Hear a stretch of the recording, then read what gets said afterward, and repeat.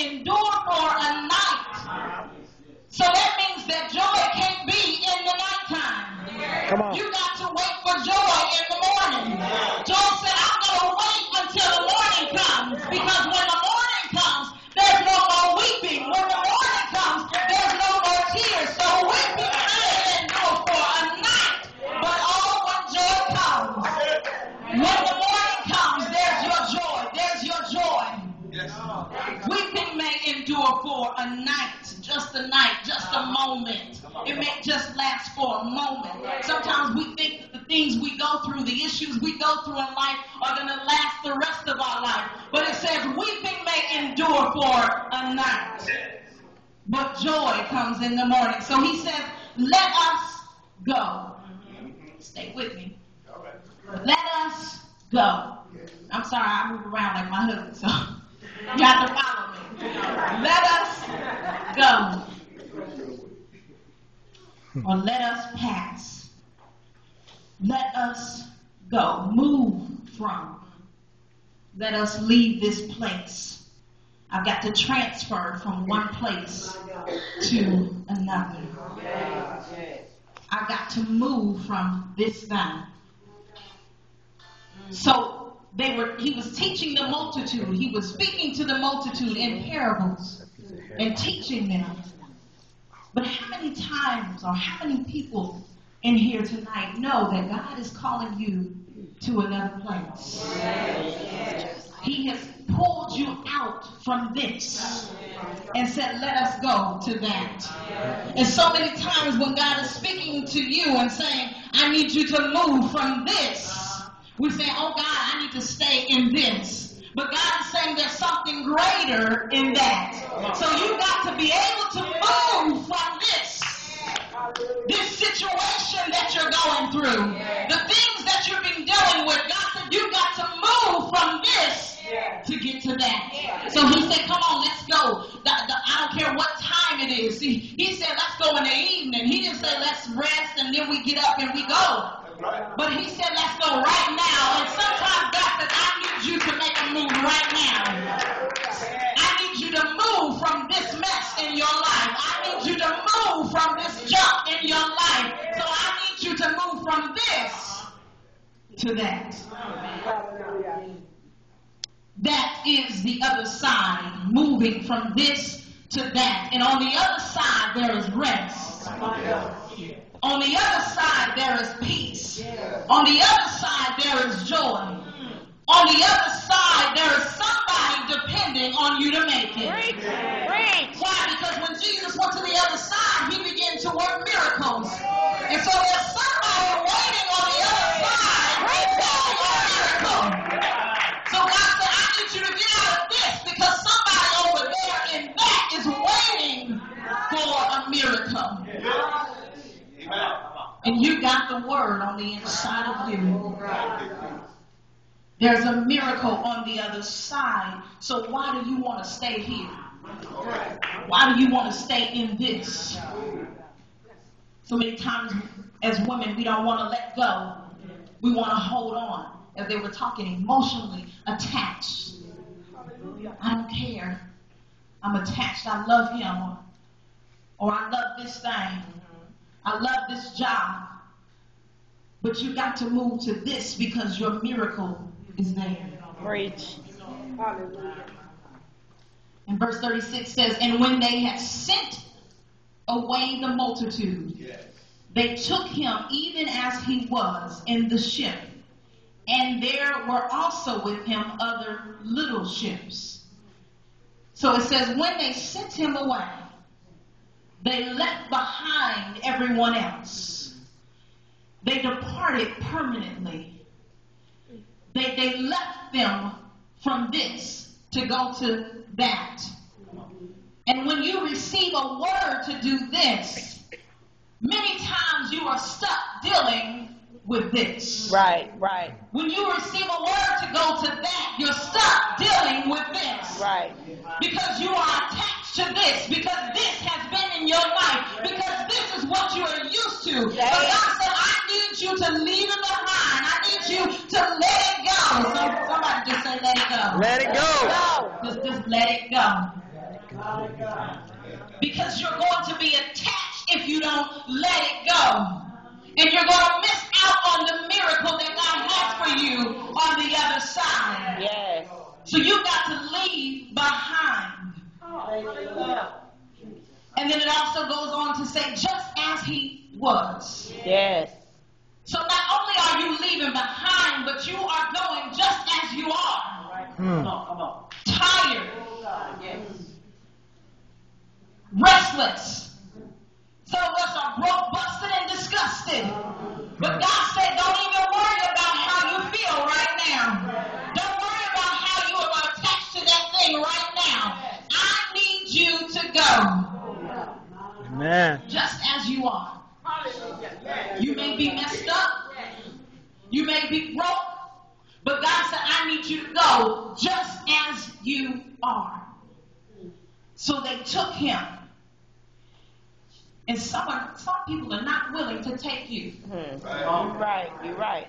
Some people are not willing to see you go to the other side. Some people are willing to see you stay in the mess that you're in. They're willing to see you suffer. They're willing to see you go down. They're willing to see you continue to make mistake after mistake. But God said, oh no, you show. You got to move from this and get to that. You got to be on the other side. See, the enemy wants you to see. He wants you to stay in this. Why? Because he's got a glimpse of your back. Yes. You gotta stay back. So he's gonna do everything in his power to keep you on this. Because he already knows what's in that. So you got to get it together. Get it together.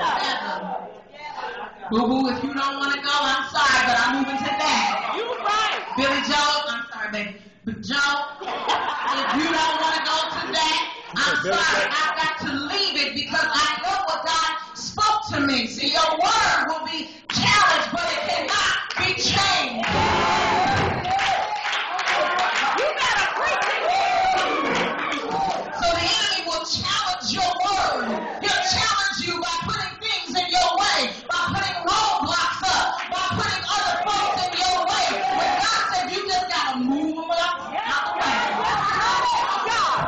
You got to say, excuse me. Push them out. Teach my kids, say excuse me so you can get to where you need to go. So you got to be polite and say, excuse me, I got to get to where I need to go. My God. I don't care what the enemy puts in my way. I've got to get to that. Yes. I got to get to my miracle. I've got to get to my healing. I've got to get to my deliverance. Whether if I crawl, if I walk, if I run, I know that I've got to get to that.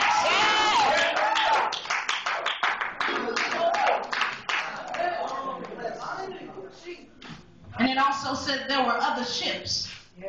There were other boats. And you've got to know that others will try to go with you. Some won't take you. And some will try to go with you. But one thing you got to realize, they won't be able to handle the storm. That's right. They won't be able to handle what God is about to bring your way. Folks say, I'm with you, but when you need them, where are they? Right. Can I get a dollar? Oh, baby, all I got is a penny. No good, well, they got about $5 or $10 in their pocket. They won't be able to handle your that. They won't be able to handle losing a job.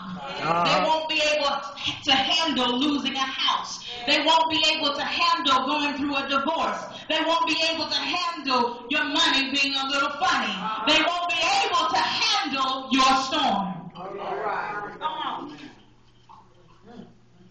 They won't be able to handle it. And so verse 37 says, and there arose a great storm of wind, and the waves beat into the ship so that it was now full. There arose a great storm. Arose means it came up out of nowhere. My God. Yes. It came up out of nowhere. This storm was unexpected. You say, God, I wasn't expecting this. Right. Right.